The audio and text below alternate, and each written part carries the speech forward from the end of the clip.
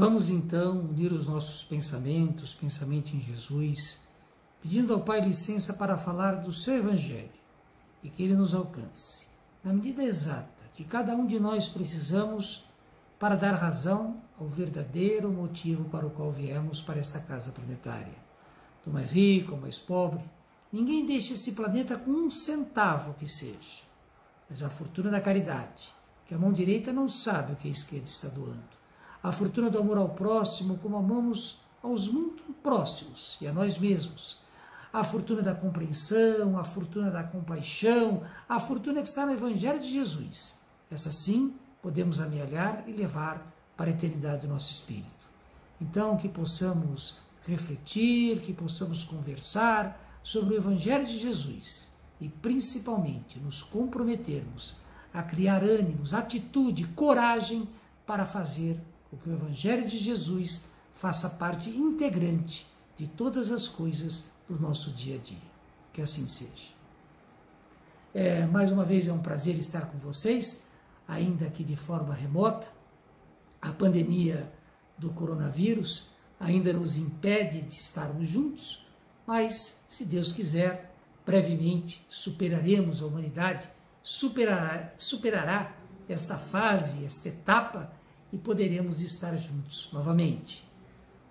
A conversa que eu quero trazer hoje para a gente está no capítulo 6, item 5, do Evangelho segundo o Espiritismo, que diz que: Espíritas, amai-vos, eis o primeiro ensinamento. Instruí-vos, eis o segundo ensinamento. Amai-vos e instruí-vos. Simples, mas na verdade é complexo. É complexo porque dentro do corpo físico, dentro dessa armadura que nos traz limitações, dificuldades, naturalmente conduzir a nossa vida dentro desses dois ensinamentos é complexo, é difícil, mas esse é o desafio para evoluirmos, para crescermos espiritualmente neste plano. E esta é a possibilidade que, enquanto estamos encarnados, temos para evoluirmos, e todos nós, por mais difícil que seja a nossa existência, temos esta oportunidade, ou estas oportunidades. Esse item que está inserido no Evangelho segundo o Espiritismo, no capítulo 6, que é o Cristo Consolador. Ou seja, o Cristo que nos diz que o seu Evangelho, os seus ensinamentos, por incrível que possa parecer, é o fardo mais leve, é a maneira mais fácil de nos conduzirmos nesta casa planetária. Eu digo, por incrível que possa parecer, porque muitos de nós podem estar passando, podemos estar passando por dificuldades, por situações adversas, por coisas que não gostaríamos de estar passando, mas é a carga que cada um de nós tem dentro da nossa etapa de evolução. E se temos esse fardo que o Cristo nos alerta, ele é brando, ele é sereno, ele é um fardo possível de ser carregado, porque certamente muitos dos nossos irmãos, muitas outras pessoas, talvez até conhecidos nossos, estejam passando por situações muito mais difíceis. O primeiro ensinamento, amai-vos, ele passa necessariamente por amar a nós mesmos, nos aceitarmos. E não é nos aceitarmos com os nossos defeitos, com a maneira que somos de agir, muitas vezes exacerbada, muitas vezes potencializando as dificuldades, os defeitos humanos, mas aceitarmos que podemos mudar, aceitarmos que podemos fazer diferente, aceitarmos que vamos nos esforçar e efetivamente vamos empreender para sermos diferentes nos nossos defeitos. Isso passa necessariamente pela reforma íntima. Passa necessariamente por compreendermos, por analisarmos aquilo que precisamos melhorar e efetivamente colocarmos em prática essas melhorias. É fácil? Certamente não. Mas é possível? Também certamente sim. Por que é possível? Porque o Evangelho nos dá o caminho do amor verdadeiro, nos dá o caminho de aceitarmos as pessoas como elas são, de compreendermos os seus defeitos e analisarmos os nossos. E ao invés de aceitarmos passivamente os nossos, propormos para nós mesmos e modificarmos aquilo que precisa ser modificado. A questão 919 do Livro dos Espíritos fala que a vida, para se ter uma vida melhor, e resistir às inclinações do mal, um sábio disse, um sábio de antigamente, como diz a questão 919 do Livro dos Espíritos, é preciso, como é que a gente vence o mal e como a gente vive melhor, as dificuldades e como a gente vive melhor. Esse sábio ensinava que a gente deve conhecer a nós mesmos, conhecer os nossos defeitos, conhecer as nossas amarguras, conhecer como podemos nos relacionar melhor, como podemos conviver melhor com as outras pessoas e, principalmente, ter atitude para fazer as mudanças necessárias. Os hindus dizem que quando o condutor de uma carruagem não consegue fazer o seu trabalho, o seu ofício direito, os cavalos vão para onde eles querem ir. Ou seja, o condutor perde a condução do caminho. Isso pode acontecer nas nossas vidas se não tomarmos cuidado com as situações que nos acontecem no dia a dia, que nos tiram o equilíbrio, que nos trazem a ira, que nos provocam a inveja, enfim, essas mazelas humanas que nos cercam. Se não estivermos atentos, como diz o Evangelho, orando e vigiando, podemos cair no automático do nosso dia a dia e esquecermos que há semelhantes para amarmos, e esquecermos que dessa forma nós não estamos amando a nós mesmos e, principalmente, nós não estamos utilizando a possibilidade de empreender no nosso dia a dia o maior ensinamento que Jesus nos deixou, nos ensinou. Ama-te ao próximo como a ti mesmo.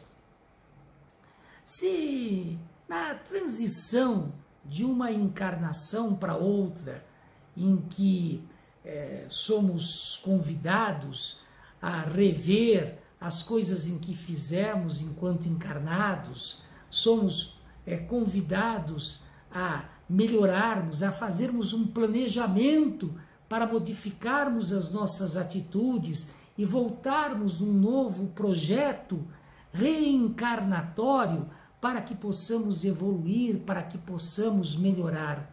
Se nessa transição aprendemos, enquanto estamos nesse momento preparatório do nosso espírito fora da carne, mais livres e mais conscientes dos ensinamentos de Jesus, somos instigados a perceber o quanto somos orgulhosos, o quanto somos egoístas, o quanto somos invejosos, o quanto praticamos de errado na nossa encarnação. Enquanto encarnados, somos instigados, somos compelidos pelo Evangelho de Jesus a praticar o amor. e o amor na sua forma mais ampla, que é a caridade. A caridade não somente material, mas a caridade que ampara as pessoas, que compreende aqueles que nos cercam, que dá assistência na sua plenitude às necessidades dos que nos acompanham. E o Espiritismo nos ensina que nada acontece por acaso, que essas situações que nos cercam, que nos chegam no nosso dia a dia, são as possibilidades que temos, que precisamos para a nossa evolução, para a nossa melhora espiritual. João, o evangelista, que falou muito de amor em suas passagens, no capítulo 15, versículos de 12 a 15, ele diz o seguinte: este é o meu mandamento, amai-vos uns aos outros, assim como eu vos amei. Ninguém tem amor maior do que aquele que dá a vida por seus amigos. Vós sois meus amigos. Se fizerdes o que eu vos mando, já não vos chamo servos, porque o servo não sabe o que faz o seu senhor. Eu vos chamo amigos, porque vos dei a conhecer tudo o que ouvi do meu Pai. João transcreve o que Jesus falou. Ou seja, Jesus nos convida a ser amigo do seu evangelho, amigo dos seus ensinamentos. E todos nós temos amigos, e todos nós temos familiares queridos, e todos nós que queremos o bem-querer de alguém, queremos transmitir coisas boas, queremos trazer o amor pleno para essas pessoas pelas quais amamos. E o Evangelho de Jesus nos convida a praticar esse amor maior, esse amor sem fronteiras, esse amor que não está vendo para quem está sendo praticado, para quem está sendo dado. Nos convida, inclusive, a amarmos os nossos inimigos, os nossos desafetos. Se vai haver repúdio da outra parte, pouco importa. Ele nos convida a fazer esta evolução, porque Paulo de Tarso, na primeira carta que escreveu ao povo de Coríntios, no seu versículo 13, ele diz o seguinte: um verdadeiro hino ao amor e à caridade. Ele diz o seguinte: o amor é paciente, é benfazejo, não é invejoso, não é presunçoso, não se incha de orgulho, não faz nada de vergonhoso, não é interesseiro, não se engloriza, não leva em conta o mal sofrido, não se alegra com a injustiça, mas fica alegre com a verdade. Ele desculpa tudo, crê tudo, espera tudo, suporta tudo. O Evangelho de Jesus nos convida a esse amor e diz e alerta, o Evangelho segundo o Espiritismo, no seu capítulo 6, no item 5, que o primeiro ensinamento do que o espírita deve ter, que o espírita deve absorver, é amai-vos. E o segundo, instruí-vos. A literatura espírita é grande, é vasta, tem muita coisa para se ler, tem muita coisa para se conhecer. Talvez, muitas vezes, a gente fique meio em dúvida se entendemos, se percebemos o ensinamento, se captamos a mensagem, mas a literatura espírita nos conduz, nos ensina a perseverar, a continuar estudando, a continuar perseguindo os ensinamentos, reler os livros básicos do Espiritismo, o Evangelho segundo o Livro dos Espíritos, o Evangelho segundo o Espiritismo, o Livro dos Médiuns, a Gênese, o último livro, e o Céu e o Inferno, as obras básicas, obras que se deve reler o tempo inteiro, que se deve buscar a instrução em cada etapa da nossa vida que se lê esses livros. Certamente os ensinamentos são diferentes, a captação da mensagem, ela recebe a influência daquele momento em que vivemos, e o ensinamento, a carga necessária para que possamos persistir, para que possamos prosseguir na nossa luta aqui nesta terra, na nossa luta de aprendizado e a nossa luta de ensinamento pelo nosso exemplo para aqueles que nos acompanham. E aí está a questão mais sutil, quando o Evangelho diz que, além de amar, que é o primeiro ensinamento, a gente deve se instruir, que é o segundo ensinamento.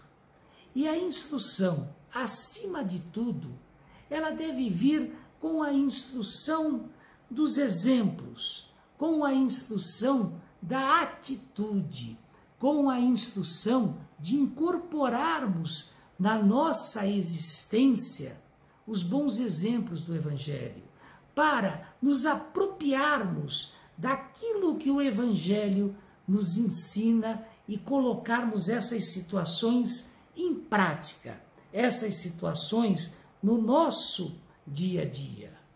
Há uma máxima do Espiritismo que fora da caridade não há salvação. Será que estamos nos instruindo de como fazer essa caridade? Será que estamos nos apropriando da forma correta de praticar a caridade? Eu lembro, há muitos anos, num centro espírita que dava um café da manhã, acredito que dê até hoje, uma das pessoas que fazia esse trabalho foi convidada a se retirar do trabalho. Puxa, mas era um voluntário, ia cedo para preparar as coisas, para preparar o café, mas na hora de servir, aquela pessoa, aquele irmão que temos que compreender e foi instruído, ora, se isso está te incomodando, não venha mais, porque na hora de servir o café, ele jogava, eram pessoas muito humildes, pobres, pessoas de rua, muitas vezes no dia em que iam tomar o café e que iam pegar aquela situação simples que aquele centro espírita oferecia, estavam molhados, ou fediam, ou tinham alguma ferida exposta, e aquele irmão que era voluntário, que estava fazendo o serviço, ficava meio que incomodado com a situação e não servia o café com a presteza, com a caridade, com o amor, com a humildade necessária. É claro que esse é um exemplo mais extremado, mas será que no nosso dia a dia nós estamos fazendo da nossa vida, das coisas simples, das coisas singelas, dos nossos contatos, do nosso relacionamento dentro dos nossos lares, nos escritórios, com as pessoas com quem nos relacionamos? Será que o nosso comportamento é esse comportamento que a caridade, que o amor que Jesus nos ensinou, que como devemos praticá-lo, está dentro dos ensinamentos do seu Evangelho? Será que estamos fazendo isso? Ou está faltando instrução para fazermos isso? E não é instrução de simplesmente ler livros e conhecer as coisas de cor, conhecer o Evangelho nos seus versículos, nos seus capítulos e citarmos de forma automática. Não é isso. É a instrução da prática, é a instrução do conhecimento do Evangelho, nos colocando na posição que o Mestre nos ensinou, e o que ele faria, e como deve ser praticado esse amor, esse ensinamento, esta caridade. É isso que o Evangelho, É isso que o Espiritismo nos convida, a nos instruirmos, a nos apropriarmos, a termos consciência de como devemos praticar o Evangelho de Jesus no nosso dia a dia.